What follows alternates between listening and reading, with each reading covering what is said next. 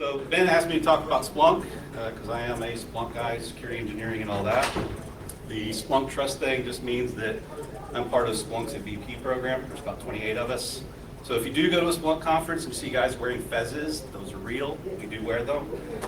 So if you have a question about Splunk, ask any one of us. We all have our different areas of specialty because the thing about Splunk is it is a platform, not an app. So we all have different areas of knowledge, right? So just to give you an idea of my experience with it, I've been using it since about 2010. I've done many different talks, so if you're using Splunk or you're adminning, you can go find these old talks, everything from the SSL configuration, which is quite the bear to use. We built this talk, me and my friend Dwayne, because Splunk's documentation on how to properly do all that SSL certificate replacement was so bad, and even Splunk's own people uses it. I did a bunch of alert script automation, some of that I'll talk about. Lookups, KV store. I've touched deployments that range from 5 gig a day to the one I'm at right now does 8 terabytes a day. And I work for a Splunk partner, contractor, does a lot of security work called Defense Point. So we're always hiring, so if you're looking for a job, let me know. So I want to tell this story. You know, everyone likes to talk about Splunk's expensive and all that, but let me tell you why I like it. A long time ago, I did retail loss prevention. I mean, to chase shoplifters. This was back in the day when we got a report, and my boss says, hey, here's this report. It comes every month. It's all the credit card activity in our store. And it was on green-bar paper, had full address, name, card number. So yes, you can guess how old that was. I'm old.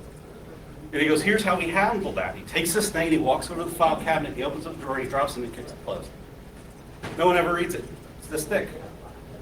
Ironically, one of my best friends who come to work as a mainframe programmer for the retail firm I was with, called him up one day and said, what the hell is this query? This is ridiculous, we can't use it. Short is, we redefined the question, because the way the criteria was worded, you could actually do any number of transactions to a certain dollar amount and never show the report, and you saw all the card activity company-wide. We redefined it, so every store got its own report where it had any number of transactions to a certain dollar amount in terms of purchases, returns, and only if at least one of the transactions was in your store. So now the report that went to each store is this thick. First time that report ran, they caught like 5 employees doing credit card fraud, returns on their own credit cards, because it acted like payments. Stood out like a sore thumb. I never forgot that lesson of being able to redefine that question. And so when I started playing with Splunk in 2010 in logs, and I realized I could easily redefine my log questions and data questions. That's what I loved about it. And a lot of that comes from Splunk's dynamic schema, which I will talk about in a minute. So what is Splunk? Like I said, there's a lot of stuff in here. I try to put something in for everyone. So if you don't know Splunk knows, we're going to talk about that. If you're a red team guy, I got some stuff about how to go back and make your Splunk admins cry. And of course, your Splunk admin. And if you just want to use it at home, we'll talk about that too. It is time-based indexing of textual information. You hear about it as security logs, IT logs. It does not have to be. It can be any textual information. And please God, oh God, if you're logging and you're a developer, please use a full ISO timestamp with times up. Or even better, use UTC. Because it can be a real pain if people are logging and they're logging across multiple sites for redundancy. They don't put the time zone information, and then they complain that they're searching for events and it looks like they're yesterday and they're really from today because Splunk by default indexed with the time zone of the system that received it, having no idea of what time zone the logs were originally in. It's not a database. The basic, the nutshell structure is it's buckets of raw data with a indexed system attached to that bucket that says where in that raw data the events you're looking for are. So it's sort of almost in a way a flat text file system with some compression and other things. So the big thing about Splunk that's great above other tools who I will not name is that it does a late binding schema or dynamic schema or what we call search time extraction. So there's some fields that have to be done at index time, but for the most part, you're setting up and saying, I want this field from within the data, and it only happens when you search that particular piece of data. Does it extract that and present it to you? And of course, it's a platform, not an app. So if you're really looking to scale this in your environment and a business, you need an FTE to make it really successful in the long run. You can start it out easy, as a test, but in the long run, you really need at least one guy who's going to carry and feed this thing out, whatever. Generally about the architecture, runs on Windows fine, but you will generally have a better experience on Linux. You want details about that story? If you know Lauren, who runs B-Sides, go talk to her. I helped her through her Windows crisis to Linux conversion. But for the most part, if you start to read Splunk's documentation, you look at answers.com, answers.splunk.com, you look at people's tutorials, a lot of debug commands, debug things. These all are so much easier and more well documented on Linux than they are on the Windows side. The configurations are the same, but you also can run into other limitations. I've seen Windows have problems with numbers of network connections coming in, if they have too big of an environment, there's all sorts of things. CPU, RAM, and disk IOPS, these are the critical things. So if you're using search heads, you're going to care more about CPU and RAM. Indexers are going to care more about RAM and IOPS with a good touch of CPU as well, because searches when they run in Splunk are being dispatched, and when they're running, they're sucking up a core. This is why, too, when you hear about people are like, oh, I want to make a real-time alert in Splunk, people like me take a baseball bat to them. Please, God, do not run real-time. You run real short windows of time so that the job can be dispatched, run, finish, and come back. If you run real-time, you're dedicating that CPU core, it's gone, right? And so people can really kill your system with that. And that's where something like search clustering they have as an option. So you can have a single box, like I have Splunk running on my laptop, and it does it all, indexing, searching, and all that. But if I want to grow an environment, and especially as I get bigger and bigger and bigger, like I said, I have an 8 terabyte a day instance, to have enough search capacity for as many people that want to use it and run all sorts of alerts and things like that, it's nicer to have a cluster, because then those jobs will get dispatched and spread out over the cluster as CPUs and stuff are available, and you can just add more nodes. Indexing is a similar thing. Again, you can have a single indexer, but if it's down, you miss data. You can stripe across indexers without clustering, but if one particular node is down, the data that happens on that indexer is unavailable. Indexing clustering is basically Splunk sort of RAID, right? It replicates some of that data across those indexers. So the nature of the data going into Splunk, that index time versus search time. So things like the timestamp parsing, line breaking, whether it's a single line of text or whether it's a big multi-line event that has to be merged back and say this is one big event. Those things happen at index time. Search time are things like, there's an error code in my web logs and I want to be able to do stats count by error code. So you're going to make like a regex and you're going to extract that field. That happens at search time. Really, really big multi-line files like Java debug logs are a nightmare because Splunk at some point has to go, by default, I'm going to break this thing up into several events. And you'll actually see, like if it breaks the event wrong, Splunk then has to try to find the timestamp at what it thinks is a new event line. And it finds some GUID that's like a number and it thinks that's an epoch time and it looks like it's 2 years ago. And the other thing about getting data into Splunk is something called the common information model. We'll talk about that in a second, and then data models. So with the common information model, you're getting data in. You dump data into an index, say I take my laptop logs and I shove it in index OS 10. And I want to look for SSH fails. Well, then I have to know something about the data. So I have to know it's got SSHD in it. Maybe it's just the word invalid, and that's all I find. So what the common information model is it's a way of using consistent field names, some of them with consistent values. So you might take a field that's like in Cisco logs, it might be failed, and you really want failure in the action field, and you'll use lookup functionality of Splunk to clean that up. And by doing that, you abstract out having to know stuff about the original log data. So you institutionalize that guy. Like if you have one person in your team that knows that particular log really well, you get them to help sim it up and map things to the right fields. And then I can do a search like tag equal authentication action equal failure And then I can do stats values, unique users by source IP, and then I get something like that where I go, these many users from this source IP.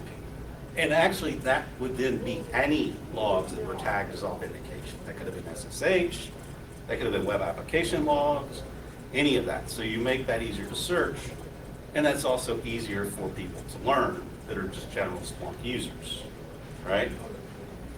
There's actually an app that when you start getting into simming stuff, Splunk has a Splunk base, splunkbase.splunk.com. One of the apps you always install is this Splunk add-on for the common information model.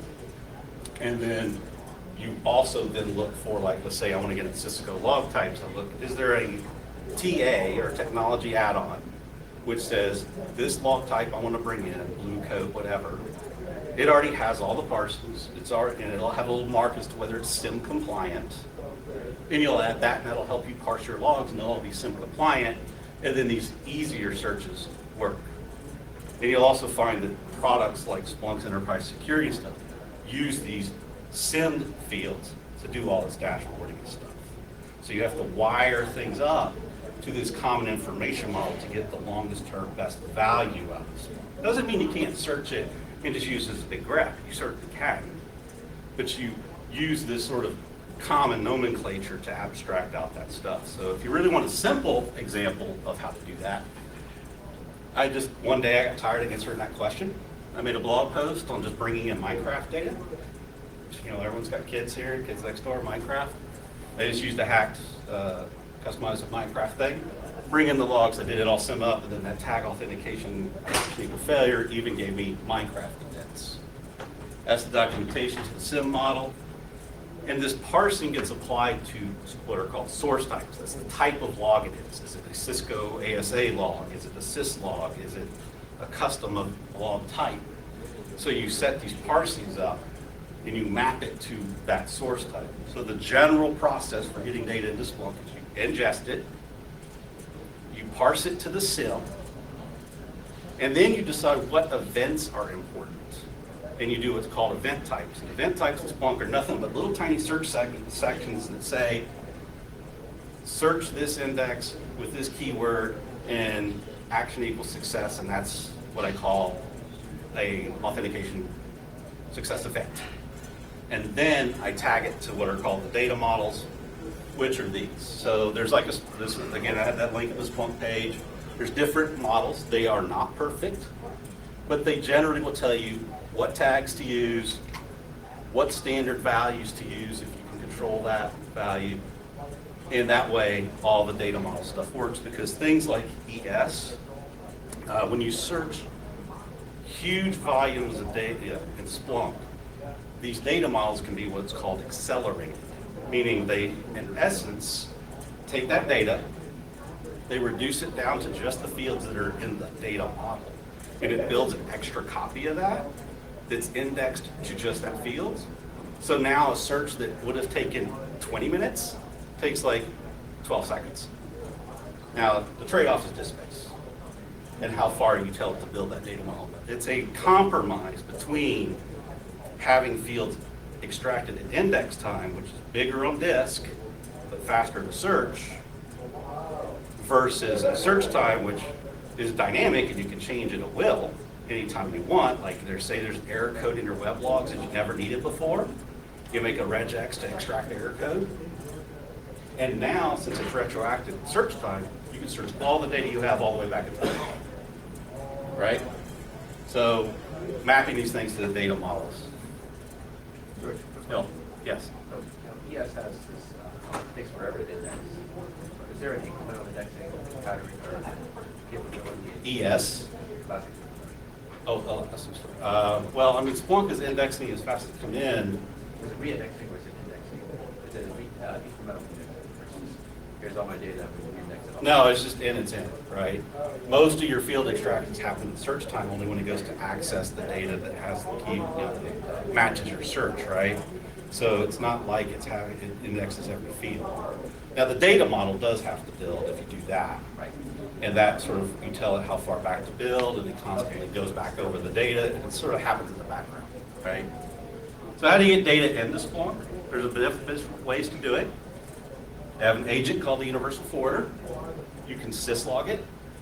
Please God, if you syslog, do not follow the documentation and send it straight to Splunk. You can, but the problem is then you got a network port, it's on Splunk, and if you restart Splunk, you've got a gap in your data. You also can't load balance it. So if I make that input, it says listen on this port, on this particular indexer for syslog, and that indexer's down, I have no syslog. You're much better off spinning up our syslog, syslog-ng, and then adding a universal forwarder to pick the files up off the hard drive. You can also do things like make your syslog configurations, write those out in a nice folder structure, like all the firewall logs go here. Maybe I reverse DNS, look up the name, so the host name is actually in the file path. Because I can tell the forwarder, here's the firewall logs of Cisco source type. Everything below this, pick it up, shove it in this index, the Cisco source type, so it's parsed right. And the host name happens to be the third position in the file path. So that means when they spin up a new firewall and start logging, as a Splunk admin, you don't have to retouch anything. The forwarder will just see it, pick it up, and start ingesting it. It'll all be right. Don't modify the format. If you do have to modify formats, whether it's syslog or we run into this with web guys, we'll modify Apache logs a lot, and it breaks the association to the default Apache parsing types that Splunk already has, because they'll change the format up front and won't match the pattern anymore. So add it at the end of like your log format statement, and do it like this, where it's user key equal value. Because if you send something into Splunk with a key equal to something, excuse me, then Splunk will actually auto-extract it, and you don't even have to set up the parsing. So you make it self-limited. The last option that I'm very fond of is what's called HTTP event collector. You've heard talks earlier about webhooks and things, so you just take a big JSON blob and you post it in. And you can do it a lot.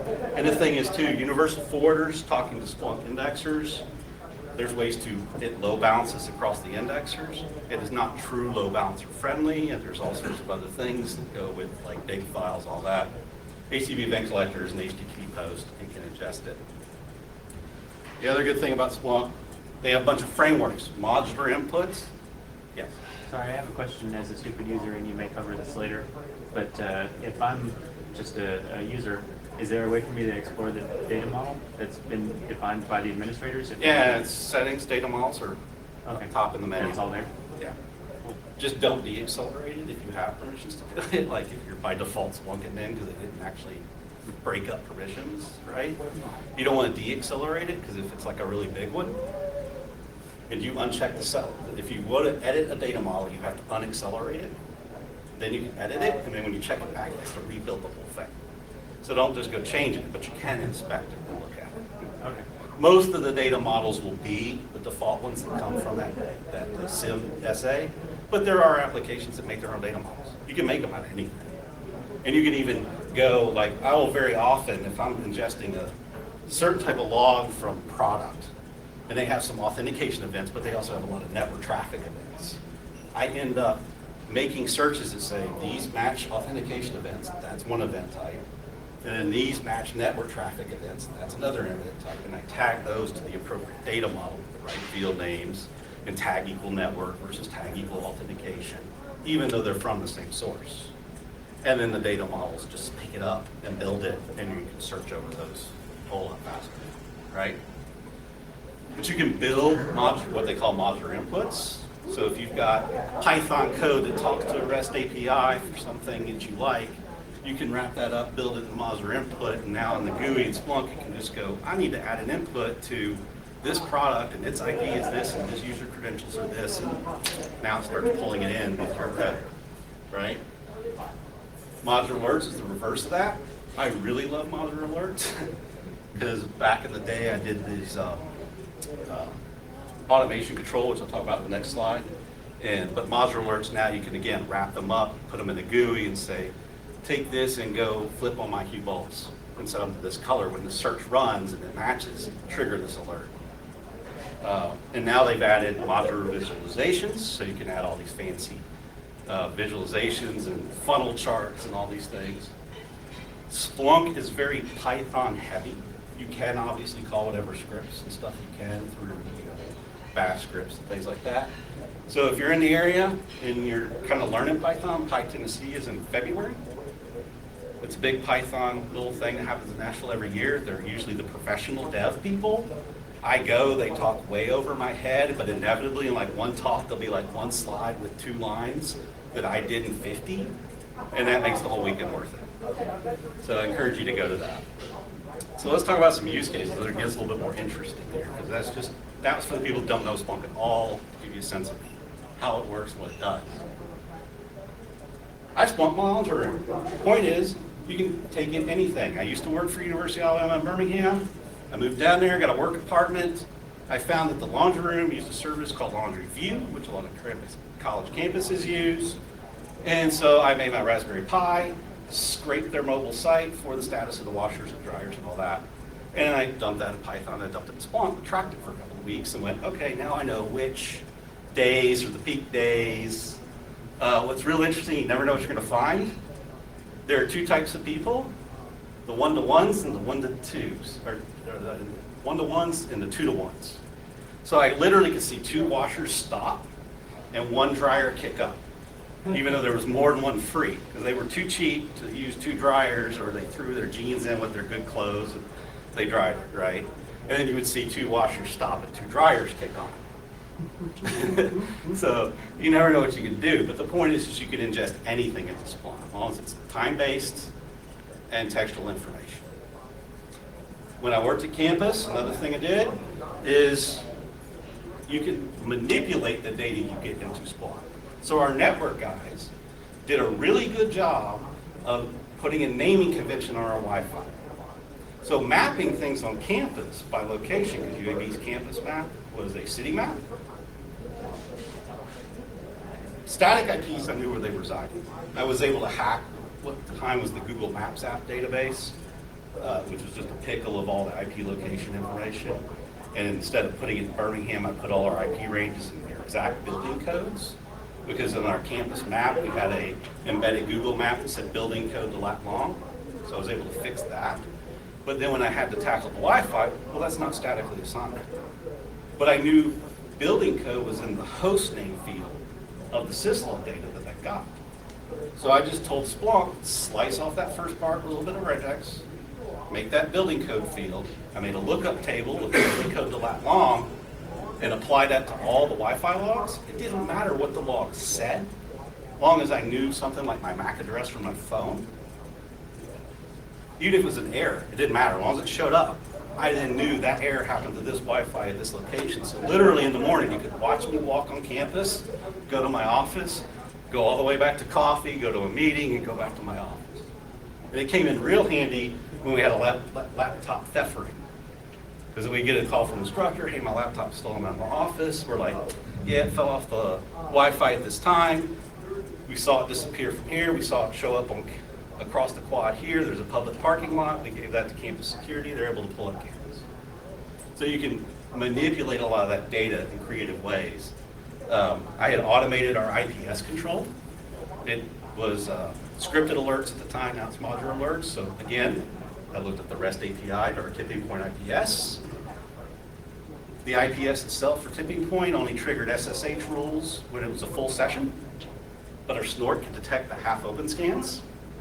So I said, let's track the half open scans, make that a search, take those IPs, use the REST API on the tipping point when it fires, and tell the tipping point, you can quarantine this. And then it expired it out on its own, via its own expiration rules on SSH scanning.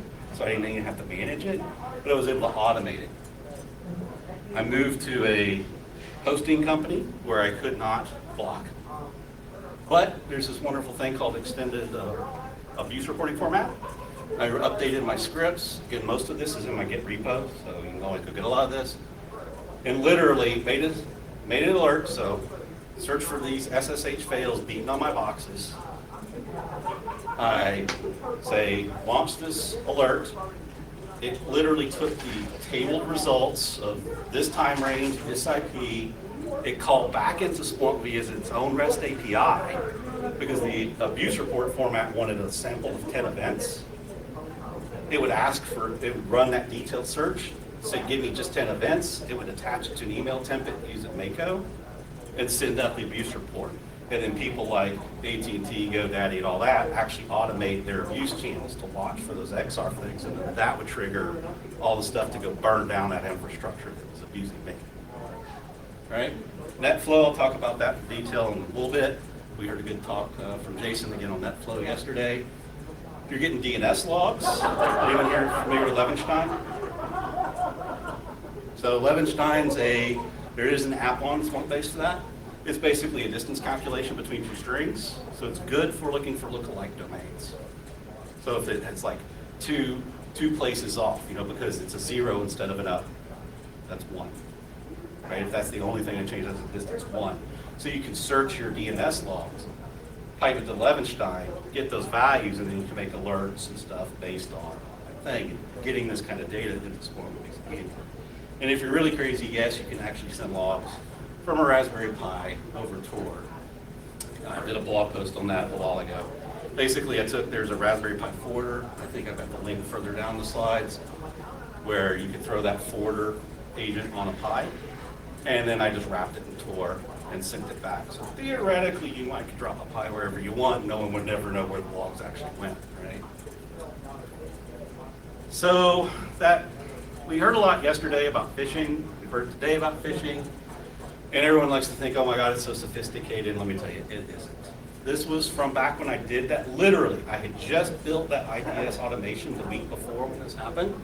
We had what we call my Nigerian BFFs.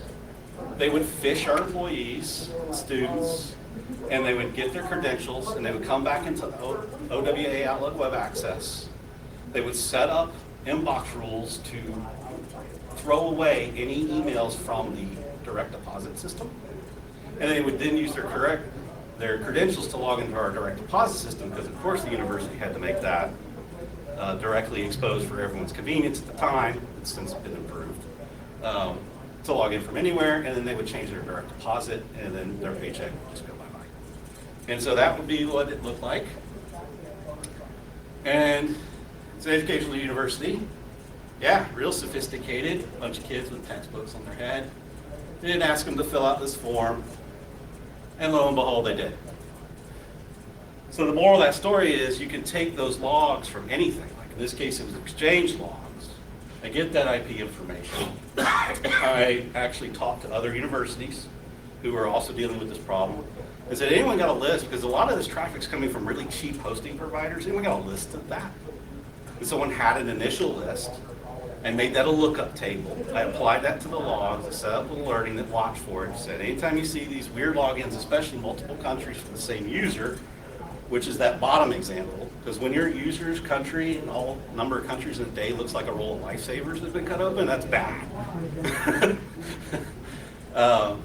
Then that's these guys coming in. And so I coupled that with my automation, which I glued together with some Python and a REST API. And so using Splunk as the core, I literally had an always-on analyst watching this particular problem. And they would log in, it'd slam the door in their face, block them for a while, they would back off, and they come back in. We'd even feed bogus credentials to their phishing form and smoke test it, and I'd set up watch just for that user, because I knew there was no way that one was bad or good because it didn't exist. And I would just have it auto block that one for sure. And then I would just flip this on when we were dealing with that outbreak. And then the other advantage too is we were already getting web logs for the direct pay system that handled all that web interfacing in the Splunk. But at the time, I didn't know what I was looking for. So I just went to our web dev team and said, what's the URL look like for the direct deposit form page? Now I knew what to look like. I could mash it up against the Exchange log. So if I saw this login activity from Exchange and I saw a hit on the direct deposit, send an alert right then and we deal with it. So that's one advantage of Splunk, is you can take these things and mash them together. So NetFlow, real quick, I'll touch on this, won't get into detail. It's a real good paper, it's older, about how to get NetFlow into Splunk. The problem with that is, it's really big. NetFlow is always huge, it will destroy your license. So if you're not working someplace like where I have, where they have the unlimited license agreement, they write a huge check every year, you need to come up with another way. So at the university, what we did is we collected NetFlow, we made a script, in our case it was some Python, and we ran it across the NetFlow files every 15 minutes, and we boiled it down like a poor man's Bloom filter. We just took all distinct IP, source or dest, in that time frame, single column list, very small file, and I automatically ingested that into Splunk. So even though I had a much more limited license and I couldn't take all the NetFlow in, I could still search for a given IP. And if in Splunk, just wide open, and if I saw it nowhere but the NetFlow, I knew what time it started showing up, and then I could go run nfdump and look at the details. And then what I did from there is I set up a folder. I made the forwarder watch it. I already knew that it came in with these columns and stuff. So I set up the parsing. And that way, if I ran nfdump, redirected to text file into that folder, it would automatically be picked up, sucked into Splunk, a much more limited data set. But then I could mash it up against all the other logs, mail, firewall, whatever, and be able to put those things together. So if you saw Jason's talk yesterday, he talked more about RW filter and RW cut. And so you could probably use some of that to do it. And I noticed, although I haven't explored it, the RW cut looked like it had some sort of Python plugin mechanism. So, heck, Splunk has a new input type called HTTP collect. I wrote a Python class. If you're into Python, I'll talk a little bit more about that in a bit. But basically, you could send that data to heck using Python as a plugin for RW cut, rather than actually having to use the forwarder to do it. So some gotchas about Splunk. That's going to vary based on the scale. Don't make overly broad event types in SIM. So like I mentioned with Lauren, I went to help her, and someone had taken all their antivirus logs and just tagged them as malware. So in her dashboards, when she was searching for bad malware hits, she had a whole bunch of unknown, because every log event coming in from Sophos or whatever it was tagged to the model. But it wasn't all malware detected events, so it was missing the source, it was missing the signature name, which host triggered it. Some of it was just download events. So it was garbage, it was gumming it up. So when you make your event types and tag them to the models, actually go for those high value events that are actually what you're looking for. Splunk secret in clusters. There's a Splunk secret key that has to do with how it encodes passwords in the config files. If you're making a cluster, my recommendation is you set up your cluster master, you take that key, and you copy it to each instance of Splunk before you start it up, so they all share the same key. Because that way, if you send a config that has a password, you can send it already encrypted to all of them, rather than letting each one encrypt it with its own key. It's just a little cleaner. Geodatabase. So Splunk has built into it the MaxMine database, the free one, which only gets updated when you update your Splunk install. So there is a config I actually have in my Git repo, a little TA just for this. That this is shell script. It's not really made for Windows. If you're running Windows, you might have to modify it. But basically, it just does a wget every month, or curl if you uncomment the other one because your system supports it. Grabs the updated database, puts it in location, and uses the right Splunk config to say, look at this copy instead of your internal copy. And then that way, your geo information stays up to date, because if you're doing stats count by country, today, your Splunk is a year and a half old. You're assuming you're getting good results. You're probably missing a lot of stuff that would be changing, right? Because the database is so out of whack. Lookups in Splunk, they will be held in memory most of the time. There is a limit called maximum table size. If it goes over that limit, Splunk creates a little mini index version of that lookup file. On disk, there is a bug that has not been fixed, that if you're in an index cluster and you send a search to the index cluster and it goes over maximum table size, sometimes, you never know when, every time that lands on disk, the indexer will go, hey, I need to create this local copy that's indexed. That's a single threaded process, and it only does like 2 megabytes a second. So suddenly what happens is if it does it the first time, and that's the way behavior is, it lands on the disk, it does it once, it's good. The next search comes in that references the same thing, it just uses the already done one. The bug is sometimes it thinks it needs to keep doing it over and over again, and suddenly every search takes like 2 minutes longer than it ever would have before. So if you see your search is slowing down and you're referencing a lookup table that's really big, if you're a Splunk admin in the room, then you need to be aware of that. You may have to up that memory limit. So not changing defaults makes your pen testers happy. Here's a fun one. By default, when you install the universal forwarder, most people install it and it's running as root. The local admin password for that Splunk instance is admin and change me. Most people don't think about this because it's the forwarder. It's not what people are logging into Splunk. The problem is the REST API for Splunk is still active on a universal forwarder. It will only accept authentication of the admin account by default if you've changed the password from another. In other words, if the admin changed me and you try to hit it from another box, it will say authentication failed.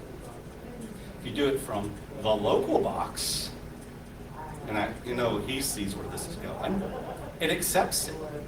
So what happened is one of our pen testers is on engagement, comes in our Splunk channel and says, hey, I'm on this engagement, I landed on this box, I'm standard user, I see the Splunk forwarder running. I know it's running as root. What can I do with that? Me and Dwayne had thought about this, but never really messed with it.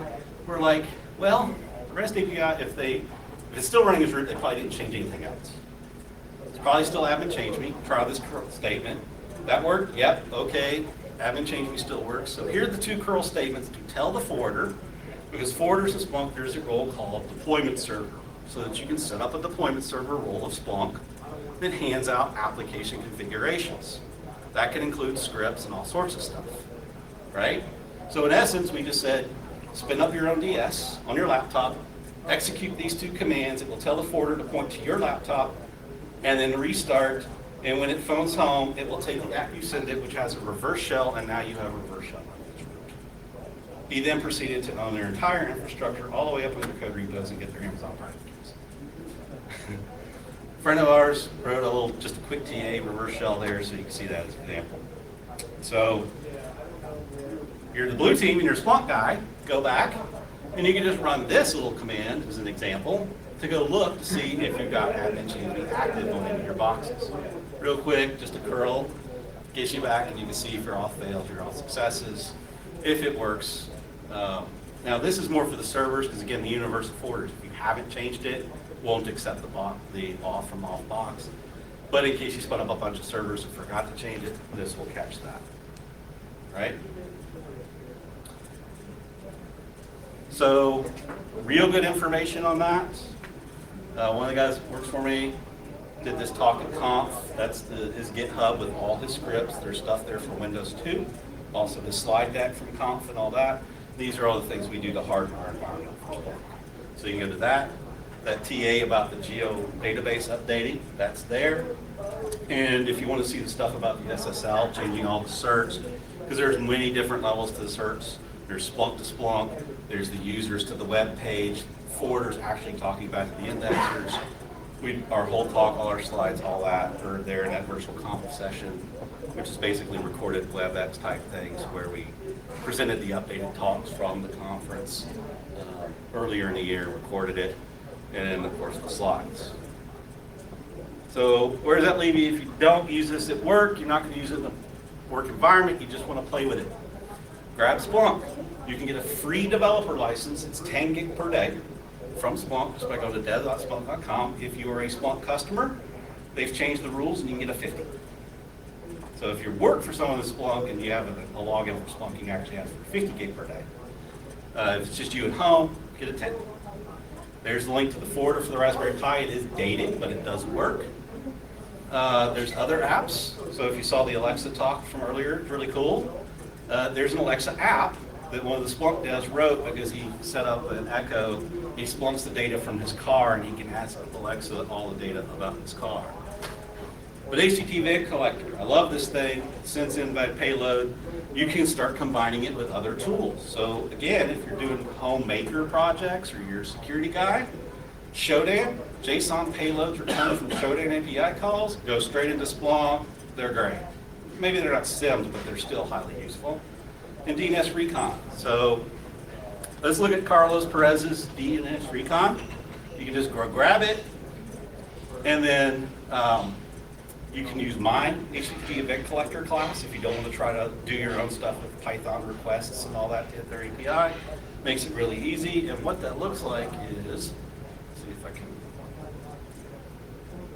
So, here, I just downloaded it. Splunk.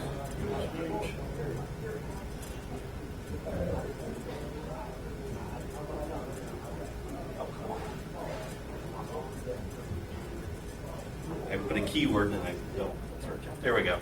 So I just added just a few lines here, these right here, where I pull in my class right there. I instantiate a collector connection. I tell it the key, because when you set up, it's all in the docs, that's why I didn't want to go into this stuff, but when you set up HTTP get a collector, you get an auth token. It's meant to be, it's very load balancer friendly. You don't have to have user credentials. It's only for putting data in, so it doesn't do anything with the REST API, it's just for ingestion. They designed it all that way on purpose. And you tell it where the Splunk server is, in this case, the host. I just sort of make a little payload option. I say what index it's going to be, what source type to call it, what source to call it, and what host I want to say it came from. And then down here, I did nothing but add these little lines right here. Since he already had an output for JSON and DNS recon, I just said loop through it and post it to Splunk. Boom, done. I just modified DNS recon, a tool I already use to send the JSON payloads into Splunk, and now I can throw it up against other data. If I'm a pen tester, I pull other stuff in and do this. But the point is, you do this with your own code. You know, if you're using a Raspberry Pi, you got your kids, you're logging things, you're pushing buttons, you could be using Splunk and pulling all that stuff in. And then Splunk, again, has those modular alerts that you can tie to if this, then that's, with hue bulbs, whatever. If you get in really big, crazy JSON payloads, Splunk has this spath command that you can use when you're building your searches to actually parse a lot of real data out. So again, that's like me running it. Once I modified it on my own domain, that's what the output looked like. And then I can search it in Splunk, and there's each record within Splunk. And then I could do like a stats count. In this case, it was a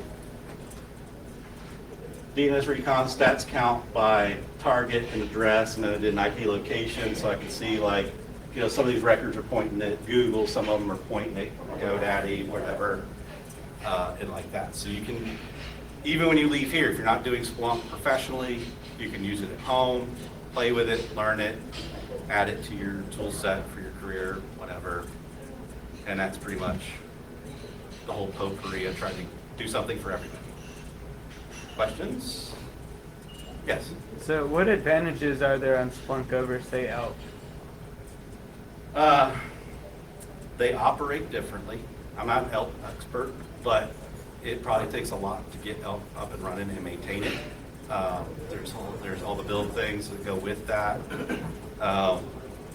So from a corporate standpoint, you know, if I'm the corporation I'm using it, I'm looking at it as how sustainable is it for my tool set? If it becomes ingrained and my developers are pulling in logs and my security is depending on logs and my compliance depends on that, I don't want one guy who knew Elk and stood it up to do it, right?